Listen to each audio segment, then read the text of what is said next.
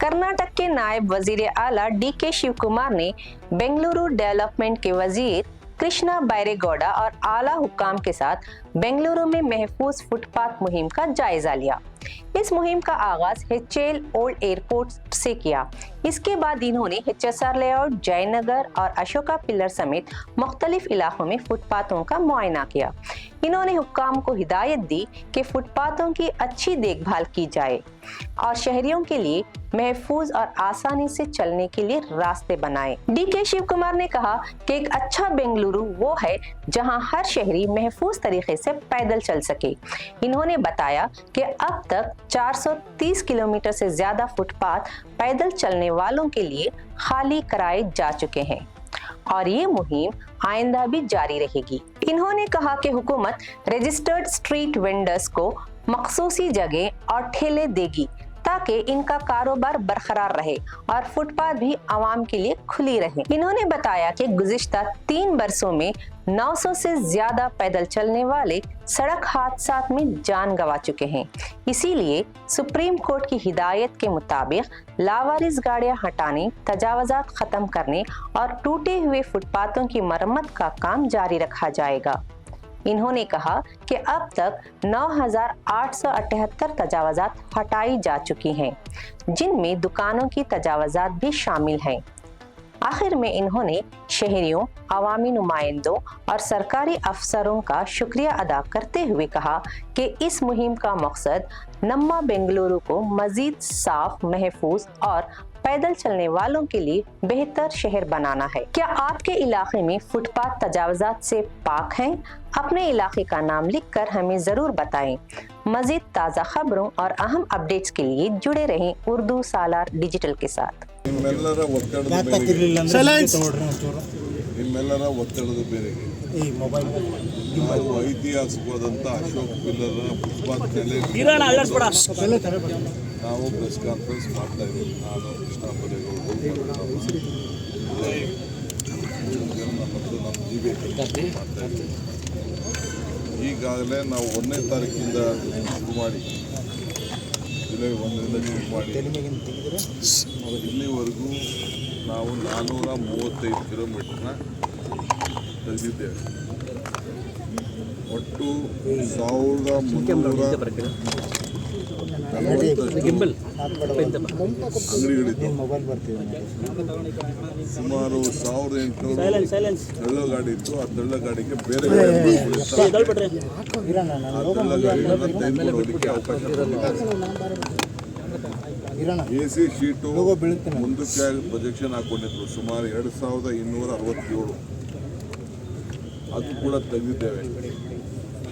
ಇನ್ನು ಸ್ಟೆಪ್ಸು ಮತ್ತು ರ್ಯಾಂಪ್ಗಳು ಅದು ಕೂಡ ಸುಮಾರು 2,300 ಜಾಗಗಳಿತ್ತು. ಅದನ್ನು ಕೂಡ ತೆಗೆದುಹಾಕಿದ್ದೀವಿ.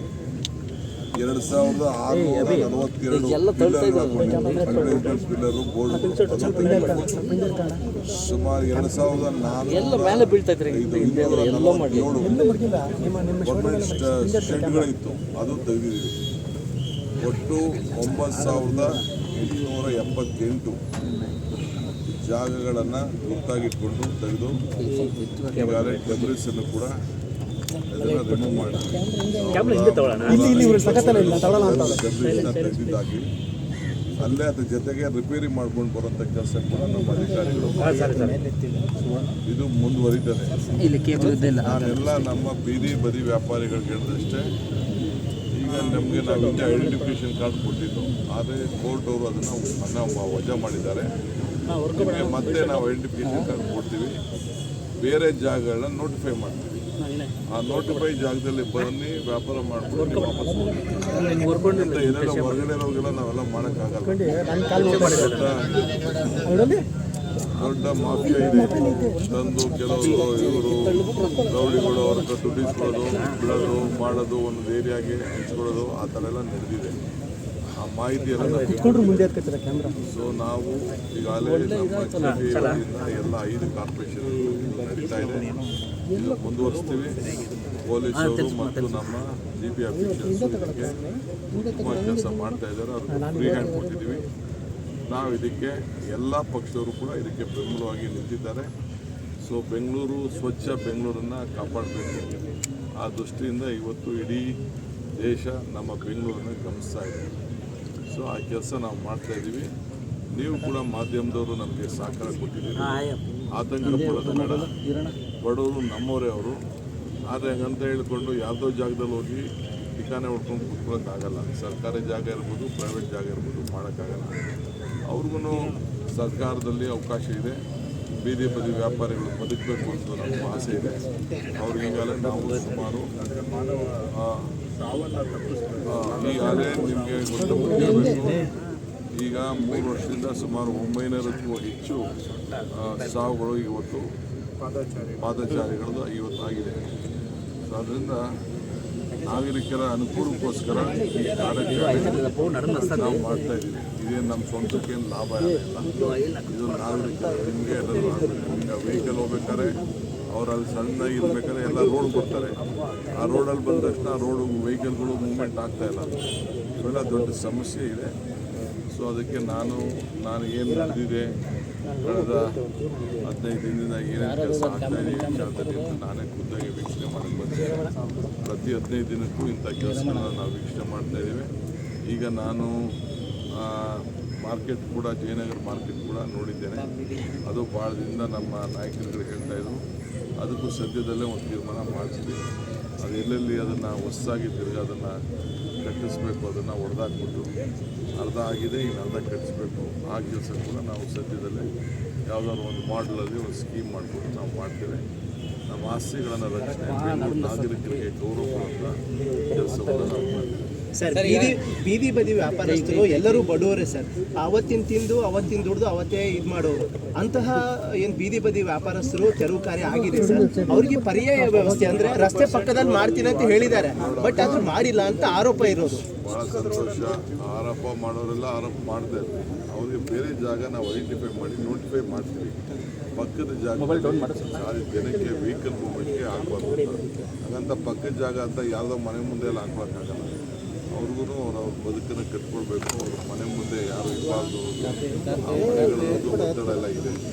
ಎಲ್ಲಿ ಯಾವುದು ಡ್ಯಾಮೇಜ್ ಇಲ್ಲ, ಯಾರಿಗೂ ಅನಾನುಕೂಲತೆ ಇಲ್ಲ ಅಂತ ಜಾಗಗಳನ್ನು ನೋಟಿಫೈ ಮಾಡಿ ಅಲ್ಲಿ ಅವಕಾಶ ಕೊಡ್ತೀವಿ. ಬೆಳಗ್ಗೆ ಬರಬೇಕು, ಸಾಯಂಕಾಲ ಹೋಗ್ಬೇಕು.